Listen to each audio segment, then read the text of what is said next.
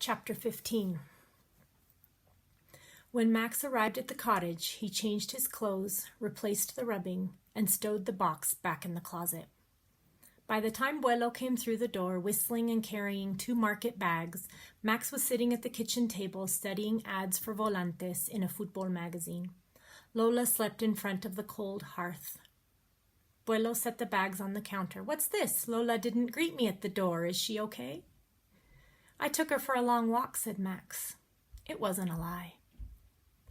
"After bringing her with you to unload the wood? No wonder she's tired. I'm sorry I'm so late. I stayed at Mariana's until the rain let up. She sent you fig jam. On the way home, I ran into Miss Dominguez. She's so attentive and kind and always asks for your father. If only he would notice her. Rodrigo stopped me too." He shook his head, frowning. "Your father called him and said there's a complication and things might take longer than he anticipated. But he has another meeting next week, so that's promising." Max went through the motions of listening while Buelo continued reporting on his day. He wanted to tell Buelo what he'd discovered, but the consequences of disobeying him and Papa and being restricted to the cottage until Papa came home held him back. "Can you clean out Dulce's stall and feed her?" When Max didn't answer, Buelo put his hand on his shoulder. "Maximiliano." Max looked up, his mind buzzing, his body numb. "Sorry, yeah. As he raked the stall, he stopped every few minutes to rub his chest, trying to erase the sense of doom that gripped him. He pitched hay into Dulce's feed trough, and with every forkful his resentment grew for his mother leaving him, for Papa not taking care of his birth certificate sooner, if it could be taken care of at all. He even begrudged Buelo for his cheerfulness and pretending everything was promising when it clearly was not.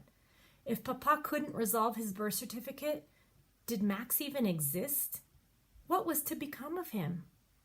Max slammed the gate to Dulce's corral, and angry tears welled up.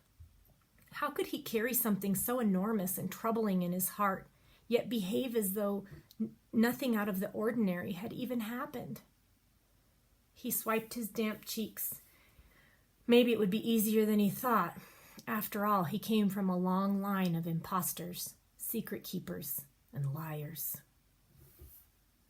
Max couldn't fool Buelo.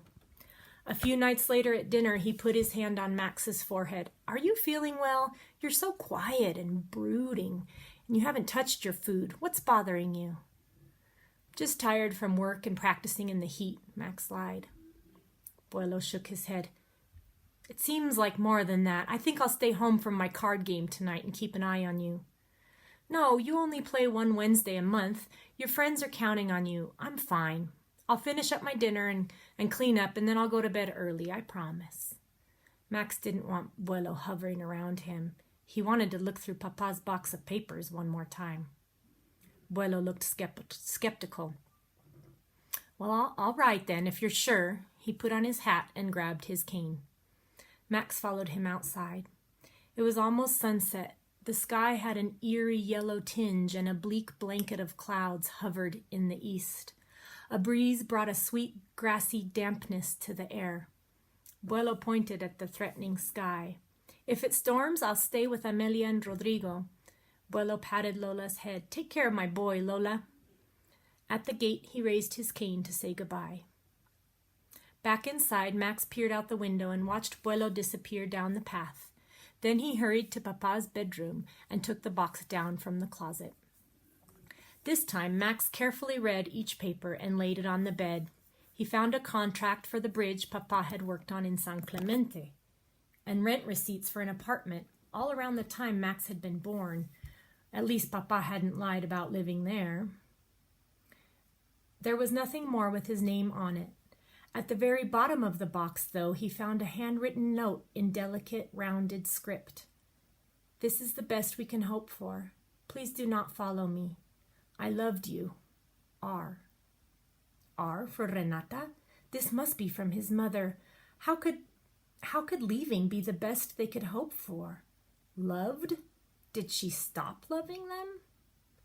Slowly, one by one, Max stacked the papers back in the box to make sure he hadn't missed anything. He put the box away and shut the bedroom door behind him. He had no appetite and gave the remainder of his supper to Lola. Raindrops began to splatter the tile roof. The sky grew dark and the wind picked up. Tree branches slapped the windows and it rained with purpose. Max lay on the sofa. When lightning flashed and angry thunder roared, Lola jumped up next to him. Max made a space and put his arm over her. He closed his eyes and fell into a leaden sleep. The storm lifted the roof from the cottage and the wind tore through the rooms. Max sat up wide-eyed.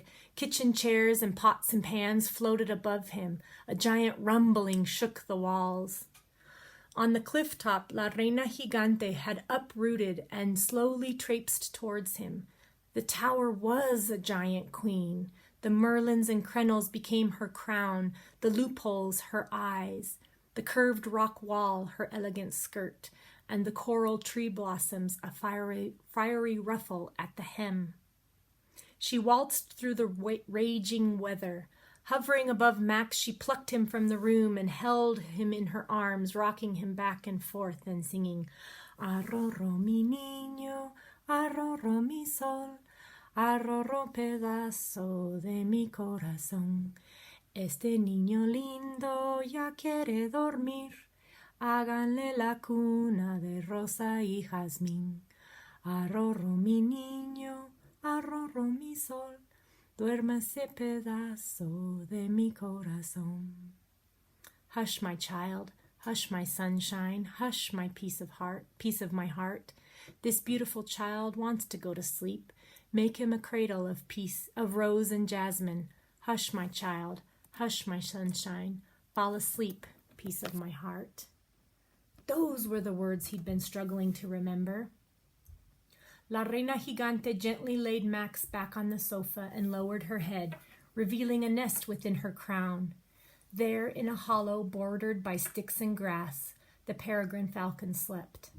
La Reina softly kissed Max's forehead before standing to her full height again and swaying back towards the cliff. "Don't leave," Max called, scrambling after her.